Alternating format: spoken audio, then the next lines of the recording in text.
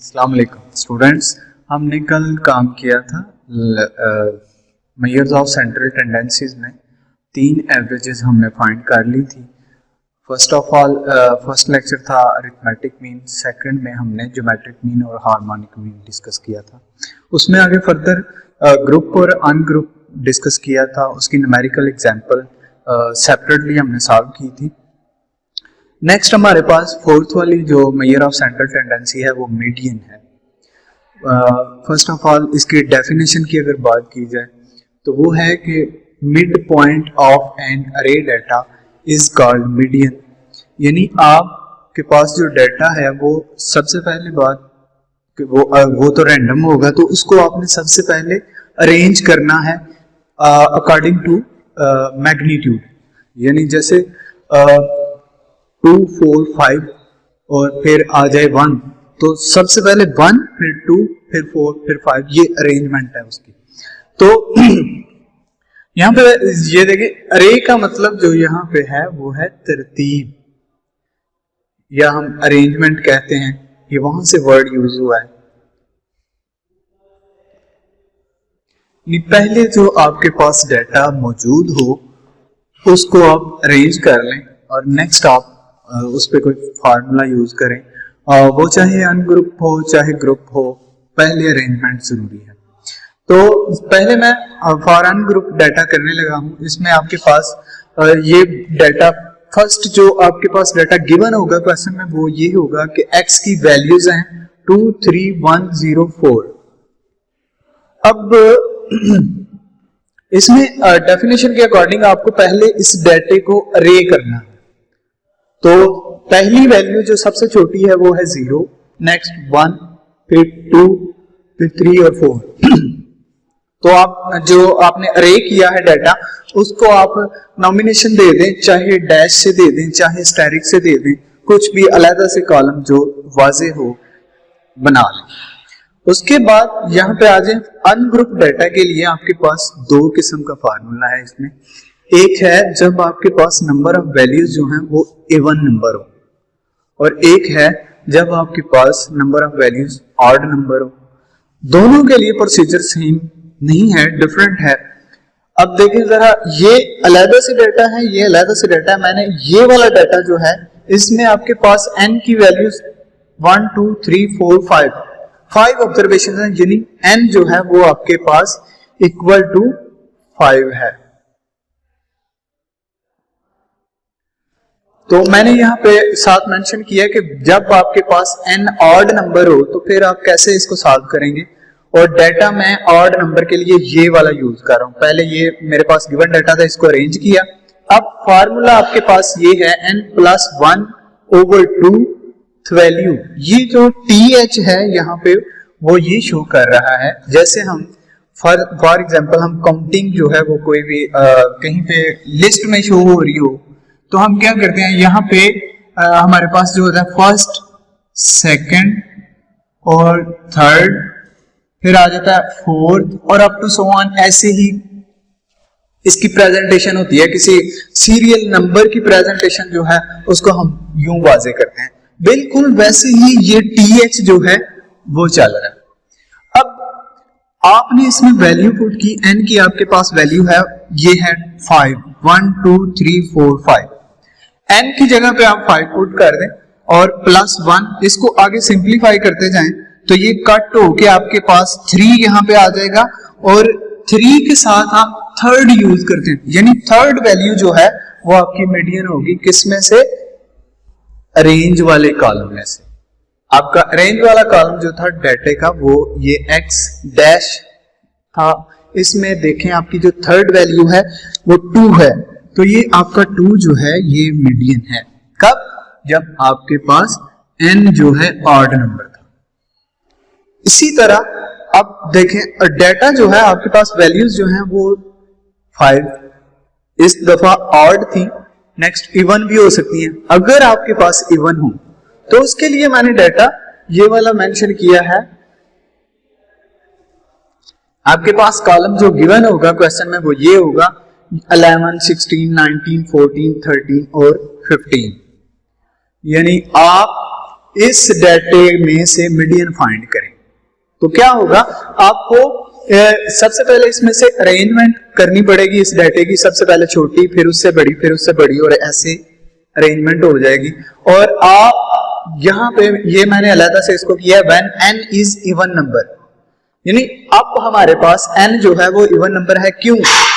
क्योंकि यहाँ पे वैल्यूज 6 हैं, 1 2 3 4 5 6, और यहाँ पे 5 थी, ये ऑड नंबर था, ये इवन नंबर था n, तो यहाँ पे n जो है वो हमारे पास 6 है, यानी इवन नंबर है। तो इसके लिए मैंने फिर से फार्मूला वही यूज होगा, n की जगह पे आपके पास यहाँ पे 5 था, यहाँ पे 6 आ गया, प्लस 1 किया 7 आ गया, डिवाइडेड बाय 2 किया तो 3.5 आ गया। अब ये जो TH था यहाँ पे 7 चल रहा था, इसी तरह यहाँ पे 7 चल रहा है, तो ये 3.5 वैल्यू है जब हम इसे पढ़ेंगे। तो यहाँ पे जब हम ऑड नंबर कर रहे थे, थर्ड नंबर पे वैल्यू हमारे पास मौजूद थी, मगर 3.5 नंबर पे वैल्यू कोई नहीं। अब ऐसी सिचुएशन में हम इस फार्मूले को नेक्स्ट एक्सपेंड करते हैं। वो कैसे करते हैं, यहां से शुरू हो जाते हैं कि ये आपके पास आंसर आया था, ये सॉल्व करके, इस फार्मूले को सॉल्व करके आपके पास ये आंसर आया था, ये मैं यहां पे ले आया हूं। तो क्या होगा कि इसको नेक्स्ट एक्सपेंड करने के लिए आपकी जो पॉइंट से लेफ्ट साइड पे जो वैल्यू होती है वो वाली थर्ड वैल्यू, यहां से थर्ड वैल्यू, ये वाली थर्ड आ गई। नेक्स्ट जो पीछे रह जाता है, मतलब ये वाला निकाल दें तो पीछे 0.5 रह जाता है, plus 0.5 third value plus 0.5 into इससे एक आगे वाली वैल्यू वो फोर्थ होगी, थर्ड से आगे फोर्थ है, माइनस यही वाली वैल्यू। ये रिवाइज कर रहा हूं कि जब आपके पास इवन नंबर के साथ n हो और आपने मीडियन फाइंड करना हो, तो जो पॉइंट में आपके पास आंसर आता है फाइनल लास्ट पे, यानी ये है, तो इसको नेक्स्ट एक्सपेंड करना पड़ता है। कैसे कि आपकी पॉइंट से पहले जो वैल्यू है वो प्लस जो पीछे रह जाता है वो इनटू इससे एक आगे वाली वैल्यू माइनस थर्ड। तो आप देखें जरा कि ये तो हमारी एक्चुअल थी, मैं क्या करता हूं वैसे ही अंडरस्टैंडिंग के लिए, हमारे पास अगर 7.5 हो तो इसको एक्सपेंड कैसे करेंगे, ये हमारे पास कोई और डाटा है फॉर एग्जांपल, तो इसको एक्सपेंड कैसे किया जाएगा, 7th वैल्यू प्लस 0.5 इनटू 7 से आगे 8th वैल्यू माइनस 7th, और इसी तरह ये मैंने एक्सपेंड किया हुआ है। अब क्या है कि थर्ड वैल्यू डाटा जो अरेंज किया हुआ है आपने उसमें से थर्ड वैल्यू उठाएं, ये है मेरे पास थर्ड वैल्यू, ये 14 यहां पे आ गई, इसकी जगह पे प्लस 0.5 वैसे ही इनटू फोर्थ की जगह पे आपके पास फर्स्ट सेकंड थर्ड और फोर्थ, ये वैल्यू आ गई आपकी 15 माइनस थर्ड आपकी 14 ही थी। आगे इसको सिंप्लीफाई कर लें, यहाँ पे 1 आ जाएगा, 0.5 को मल्टीप्लाई करेंगे प्लस 14 करेंगे, तो ये आपके पास आंसर आ गया मीडियन का, जब आपके पास n इवन नंबर था। हमारे पास यहाँ पे ये इसका आंसर आया था x mod is equal to 2। यहां पे हमारे पास n जो था वो ऑड नंबर था और मैंने इसको सॉल्व किया तो एक्चुअल जहां पे जिस नंबर पे वैल्यू पड़ी हुई थी वो ये थी, वो ये वैल्यू थी 2, हमारे पास मीडियन आया था। जब हमने इवन नंबर से इसे सॉल्व किया तो फार्मूले को नेक्स्ट एक्सपेंड करना पड़ता है और फिर हमारे पास ये वाला आंसर आया, और इसके लिए मैं डाटा यूज कर रहा हूं ये वाला।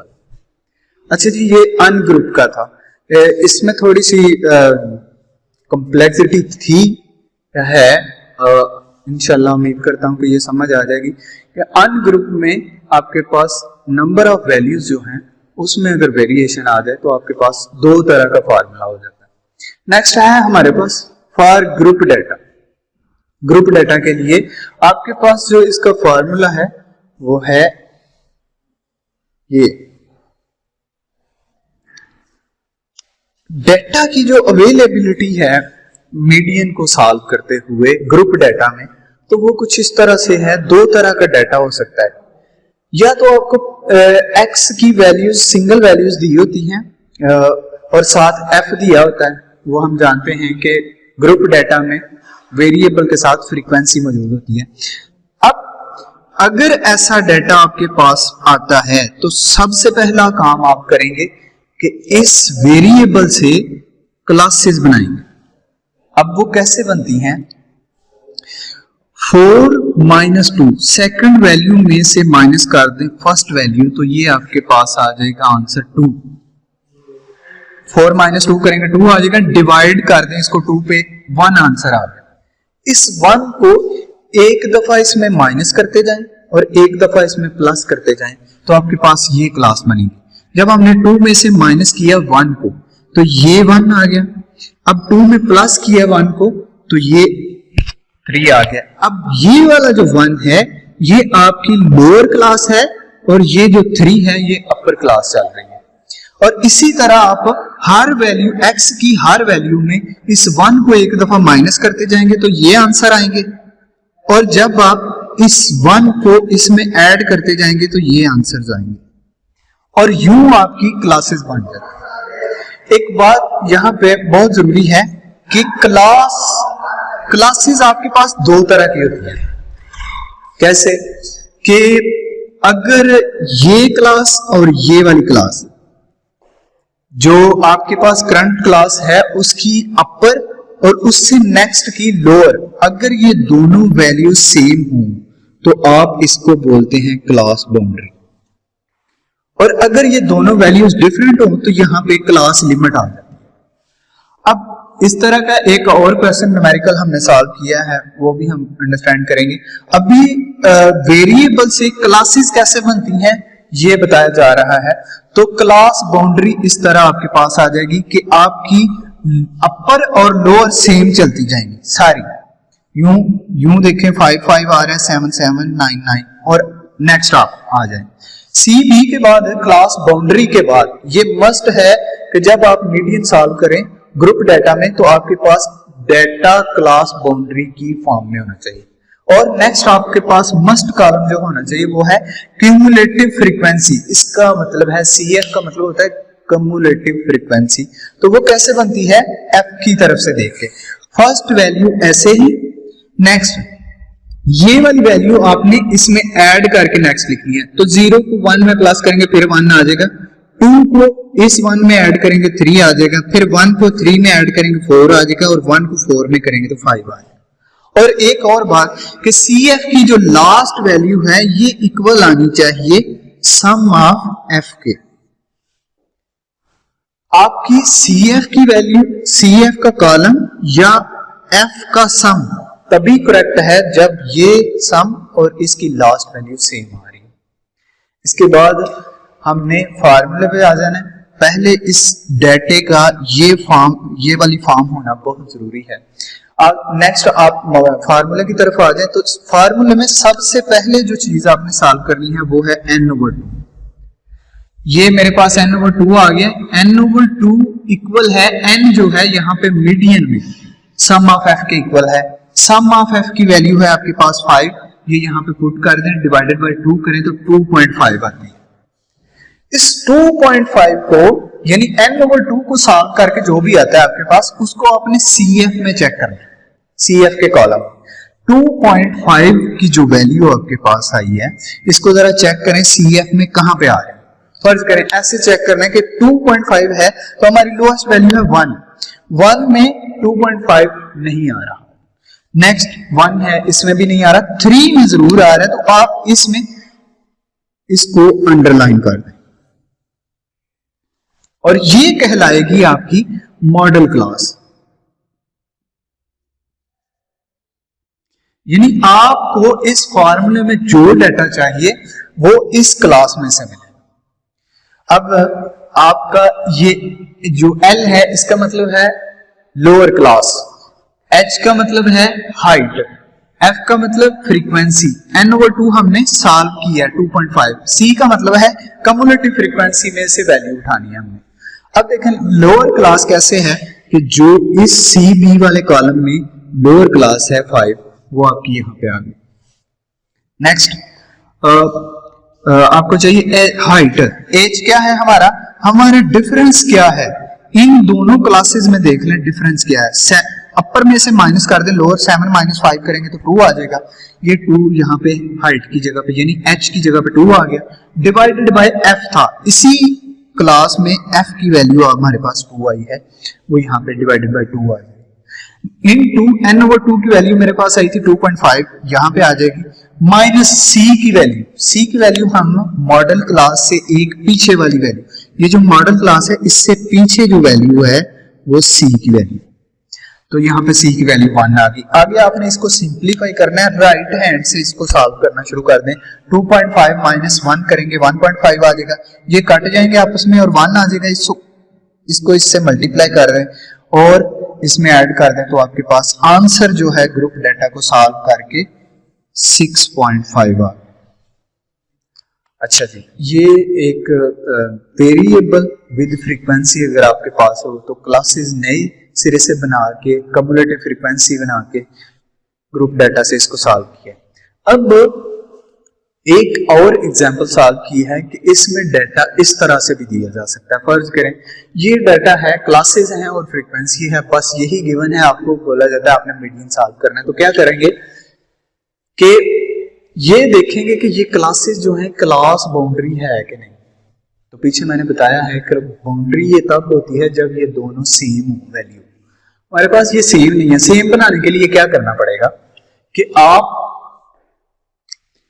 ये जो नेक्स्ट क्लास की लोअर है इसमें से पीछे वाली क्लास की अपर को माइनस कर दें, यानी 3 माइनस 2 किया 1 आया आपके पास, इसको 2 पे डिवाइड कर दें 0.5 आया। इस 0.5 को इसमें से माइनस करते जाएं और इसमें प्लस करते जाएं, यानी लोअर क्लास सारी में से इस 0.5 को माइनस करते जाएं और अपर क्लास सारी में इस 0.5 को ऐड करते जाएं। तो ये मेरे पास आंसर्स आ रहे हैं, ये देखें जरा, ये आपकी लोअर और अपर के आंसर सेम आ रहे हैं। अब ये क्लास बाउंड्री बन गई है। अब ये बना कैसा है कि 1 है, इसमें से मैंने माइनस किया 0.5 को, तो अब मेरे पास आंसर आया 0.5। 2 में मैंने इसको ऐड किया, क्यों?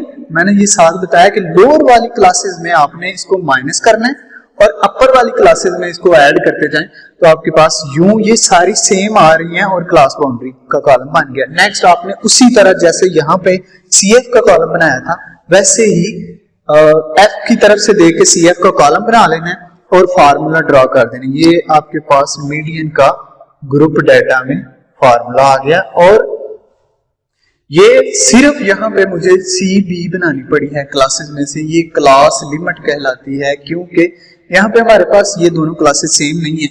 अब यहाँ पे n/2 सबसे पहले बोला था मैंने कि सॉल्व करना है। n/2 मैंने यहाँ पे सॉल्व किया, n की जगह सम ऑफ f और इसकी वैल्यू पुट की और डिवाइडेड बाय 2, तो ये 2.5 आ गया। इसको मैंने CF में चेक किया तो ये फिर से 3 वाले रो में आ रहा है, तो यानी 2.5 CF के कॉलम में 1 में नहीं आता ना, यहाँ पे आ रहा है 3 वाली वैल्यू में डिस्कस हो रहा है। तो ये आपकी बन जाएगी मॉडल क्लास और इसमें से आप डाटा लेंगे जो आपको फार्मूला में चाहिए। अब L में लोअर क्लास, तो CB के कॉलम में लोअर क्लास ये 4.5 आ गई प्लस H, इसमें से बड़ी में से जो अपर वाली है उसमें से लोअर माइनस करें तो 2 आंसर आएगा। ये आपका H है। F इसी मॉडल क्लास में F के कॉलम में जाके देखें 2 आ गया माइनस इनटू n/2 आपके पास यहाँ पे ये सॉल्व हुआ है 2.5 माइनस 1। अब यहाँ पे इसको माइनस करेंगे 1.5, ये कट जाएगा 1 आ गया और इसको ऐड कर देंगे तो आपके पास आंसर आ गया। ये 2 तरह का हमारे पास डाटा अवेल होता है मीडियन सॉल्व करने के लिए, या 2 तरह का डाटा आ सकता है।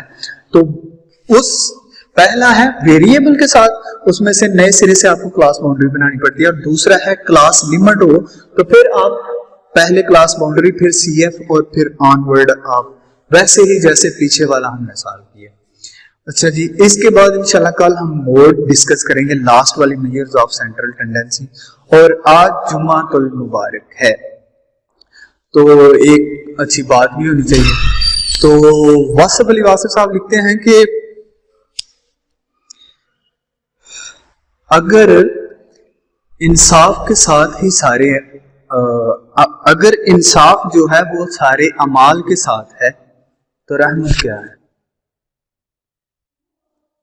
ये किसी की सारी जिंदगी लग जाती है ऐसी बात करने में, और ऐसी बात में किसी मोतबर शख्सियत की सारी जिंदगी पड़ी होती है।